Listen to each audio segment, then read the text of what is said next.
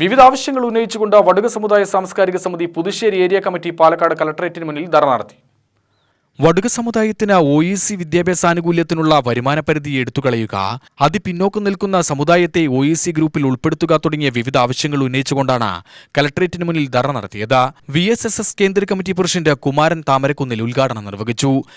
രാഷ്ട്രീയ നേതാക്കന്മാരുടെയും vote bank രാഷ്ട്രീയത്തിലൂടെയും ഓരോ സർക്കാരുകളും 2% നാടാർക്ക് 1% ധീവർക്ക് അങ്ങനെ കൊടുത്ത് കേരളത്തിൽ 65 ലക്ഷത്തോളം വരുന്ന വടുക സമുദായത്തെ പോലെ പിന്നോക്ക ജനവിഭാഗങ്ങൾക്ക് ആകപ്പാടെ 3% പ്രിയമുള്ളവരെ കിട്ടുന്നത്.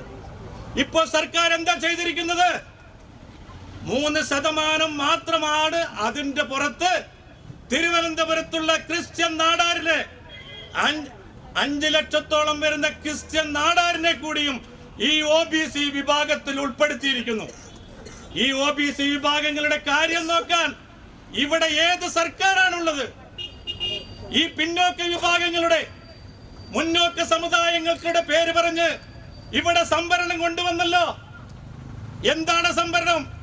EWS എന്ന് ഓമന പേരിൽ വിളിക്കുന്ന 10% സംവരണം. എന്താണ് 10% സംവരണം?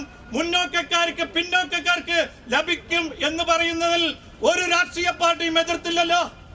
Malampuzha area president R. Kannan, Puthussery area secretary K. Suresh Kumar, senior vice president Subrahmanyan, കേന്ദ്ര കമ്മിറ്റി സെക്രട്ടറി N. ഉണ്ണികൃഷ്ണൻ, വനിതാ സ്വയം സഹായ സംഘം secretary Suma Haridas, Puthussery area president Rukmini Rajan എന്നിവർ പ്രസംഗിച്ചു.